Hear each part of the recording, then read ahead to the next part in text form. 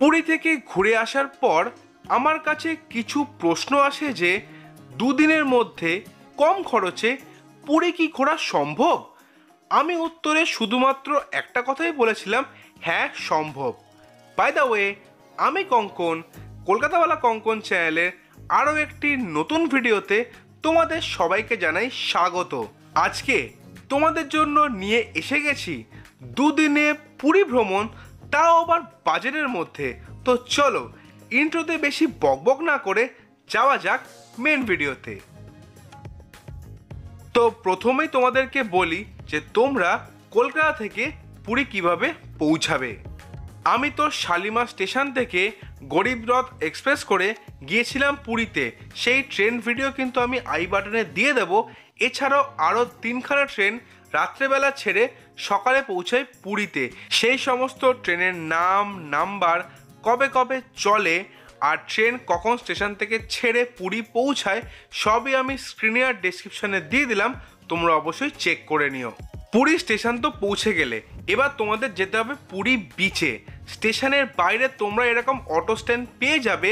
Puri beach যাওয়ার জন্য তোমরা এই অটো স্ট্যান্ড থেকে অটো নিয়ে নিও, আর নেওয়ার আগে অবশ্যই কিন্তু বার্গেনিংটা করে নিও। পুরীতে তোমরা তো পৌঁছে গেলে, এবার তোমরা দেখে নাও পুরীতে পৌঁছে তোমরা থাকবে কোথায়। প্রথমেই তোমাদেরকে একটা কথা বলে নিই যে পুরীর হোটেলগুলোতে চেক ইন টাইম আর চেক আউট টাইম কিন্তু অলমোস্ট ওই 7টা থেকে 7:30টার মধ্যে। কিন্তু আমি যে হোটেলে ছিলাম সেই হোটেলের ফোন নাম্বার তো আমি স্ক্রিনে আর ডেসক্রিপশানে দিয়ে দিলাম। এছাড়াও আমি আরও দুটো বাজেট হোটেলের ফোন নাম্বার স্ক্রিনে আর ডেসক্রিপশানে দিয়ে দিলাম, তোমরা অবশ্যই সেটা চেক করে নিও। আর এই যে তোমাদের হোটেলগুলো বললাম এগুলো কিন্তু একটাও সি ফেসিং নয়। পুরীতে আসা আর থাকার ব্যবস্থা তো হয়ে গেল। এবার যে কারণে পুরী আসা, প্রভু জগন্নাথ দেবের দর্শন করা আর তার পুজো দেওয়া, যে দুজনের ফোন নাম্বার দিলাম তোমরা কিন্তু তাদের সাথে কন্ট্যাক্ট করে খুব ভালোভাবে মন্দিরে পুজো দিতে পারো। আর তোমরা যদি প্রভুর মহাপ্রসাদ খেতে যাও তাহলেও কিন্তু তোমরা এনাদের সাথে কন্ট্যাক্ট করে নিও। পুরীতে আসা, থাকা আর প্রভু জগন্নাথ দেবের পুজোর ব্যবস্থা তো হয়ে গেল। এবার পুরীতে এসে তোমরা কী কী খাবে সেটা দেখে নাও। প্রথমেই যে দোকানটা তোমাদেরকে দেখাচ্ছি এটাই হচ্ছে পুরীর বিখ্যাত আর সব থেকে পুরনো খাজার দোকান কাকাতুয়া।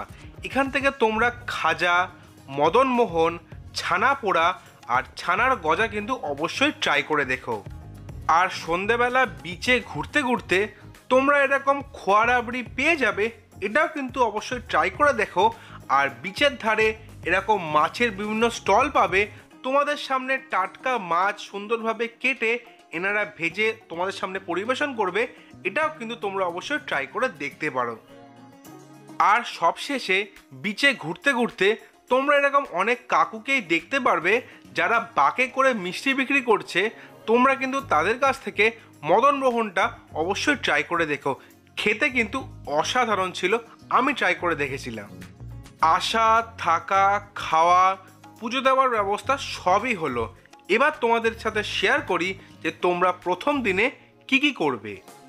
তোমাদের ট্রেন যদি সকাল সকাল পুরী স্টেশনে পৌঁছায় তাহলে তোমরা বিচে এসে একটা অসাধারণ সানরাইজ দেখো।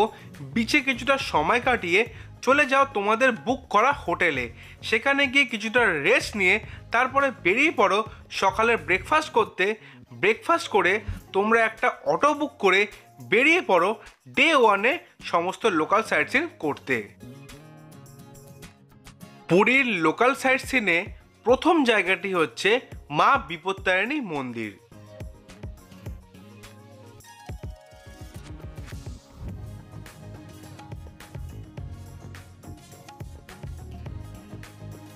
বিপত্তারিণীর মন্দিরের পর তোমরা চলে আসো ওঙ্কারেশ্বর মন্দিরে। এখানে কিন্তু কোনো প্রবেশ মূল্য নেই। মন্দিরটার সৌন্দর্য কিন্তু অসাধারণ। মন্দিরের ভেতরে রামচন্দ্র এবং মাতা সীতার মূর্তি, রাধাকৃষ্ণের মূর্তি, বিভিন্ন ধরনের দেবদেবীর মূর্তি তো আছেই, এছাড়াও রয়েছে 108টি শিবলিঙ্গ। অসাধারণ জায়গাটি। আর বেরিয়ে এসেই তোমরা কিন্তু একটি খুব বড় শিব মূর্তিও দেখতে পাবে। তোমাদের পরবর্তী গন্তব্য হচ্ছে গুপ্ত বৃন্দাবন। এখানে প্রবেশ মূল্য হচ্ছে 10 টাকা পার পার্সন, আর এখানে পার্কিংয়ের খরচা হচ্ছে 20 টাকা। এই জায়গাটা তোমাদের ভালো করে ঘুরে দেখতে অলমোস্ট কিন্তু 45 মিনিট সময় লাগবে। জায়গাটার সৌন্দর্য কিন্তু এক কথায় অসাধারণ, অসামান্য। গুপ্ত বৃন্দাবন ভালো করে ঘুরে এবার তোমরা চলে আসো কুরদানন্দ ব্রহ্মচারীজির আশ্রমে।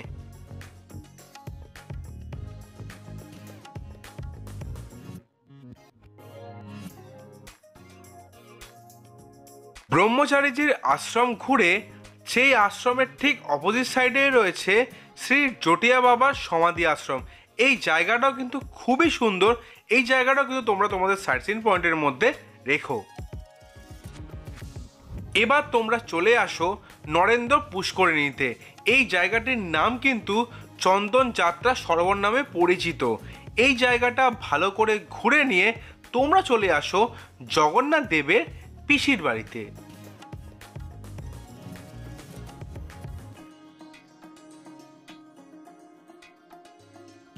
জগন্নাথ দেবের পিসির বাড়ি ঘুরে এবার তোমরা চলে আসো জগন্নাথ দেবের মাসির বাড়িতে। এরপর তোমরা চলে আসো গোল্ডেন সি বিচে। এখানের প্রবেশ মূল্য হচ্ছে 20 টাকা পার পার্সন, আর অটো রাখার পার্কিং খরচা হচ্ছে 20 টাকা প্রতি ঘন্টা। আমি মনোজদার সাথে পুরীর সমস্ত লোকাল সাইট সিন করেছিলাম 800 টাকায়, চেয়েছিল 900 টাকা, বার্গেনিং করে 100 টাকা কমিয়েছিলাম। তোমরা যদি মনোজদা ছাড়া অন্য কোনো লোকের সাথে সমস্ত সাইট সিন করতে চাও অবশ্যই করতে পারো, বার্গেনিংটা কিন্তু মাস্ট। অবশ্যই তোমরা কিন্তু আমি যে খরচায় করেছি তার থেকে কম খরচে চেষ্টা করো সমস্ত জায়গা ঘোরার। সকালে সমস্ত লোকাল সাইট সিন কমপ্লিট করে বিকেলে চলে আসো পুরীর লাইট হাউসে। এখানে এন্ট্রি ফিস হচ্ছে 10 টাকা পার পার্সন, আর এখানে সময়সীমা হচ্ছে বিকেল 4টে থেকে বিকেল 5টা অবধি।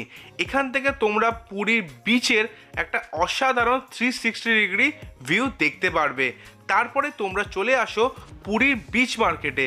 পুরীর বিচ মার্কেটটা তোমরা ভালো করে ঘুরে দেখো। এই বিচ মার্কেটটা ভালো করে ঘুরে দেখতে তোমাদের অলমোস্ট কিন্তু 2 ঘন্টা সময় লেগে যাবে। পুরীর বিচ মার্কেট দিয়েই তোমাদের ডে 1-এর সাইট সিন কমপ্লিট হবে। এবার আমি তোমাদের সাথে শেয়ার করি যে তোমরা দ্বিতীয় দিনে কি কি করবে। ডে 2-এ সকাল সকাল চলে আসো বিচে। সেখান থেকে তোমরা সানরাইজ দেখে তোমাদের যে ফোন নাম্বার আমি দিয়েছিলাম, যাদের সাথে পুজো দেওয়ার কথা বলেছিলাম, তাদেরকে ফোন করে চলে যাও জগন্নাথ মন্দিরে পুজো দিতে। আর এখন যে জায়গাটা তোমাদের দেখাচ্ছি অ্যারো দিয়ে, এখানে তোমরা পুজো দিতে যাওয়ার সময় জুতো, ফোন আর ব্যাগ জমা রেখে তারপরে পুজো দিতে যাবে। মন্দিরে পুজো দিয়ে তোমরা চলে আসো পুরীর বিখ্যাত খাজার দোকান কাকাতুয়াতে। নকল হইতে সাবধান, কারণ ওই রাস্তাতে তোমরা কিন্তু আরও 2-3টে কাকাতুয়া নামে খাজার দোকান পাবে। আমি যে দোকানটা তোমাদের সাথে শেয়ার করলাম এটাই কিন্তু পুরীর অরিজিনাল আর বিখ্যাত কাকাতুয়া খাজার দোকান। তোমাদের তো আমি বলেছিলাম যে পুরী থেকে কলকাতা ফেরার জন্য আমার বন্দে ভারতের টিকিট কাটা ছিল। সেই জন্য আমি বেলার দিকে হোটেল থেকে চেক আউট করে রওনা দিয়েছিলাম স্টেশনের উদ্দেশ্যে। কিন্তু তোমরা যদি 2 দিনের ভাড়াকে সার্থক করতে চাও আর রাত্রেবেলা তোমাদের ট্রেনের টিকিট থাকে, তোমরা সারা দিনটা বিচে ভালো করে এনজয় করো, চান করো, বিচে বসে আনন্দ করো। তারপরে সন্ধেবেলা তোমরা বিচের সেই সানসেটের অপরূপ সৌন্দর্য উপভোগ করে বিচ মার্কেটটা ভালো করে দ্বিতীয়বারের মতো ঘুরে দেখো।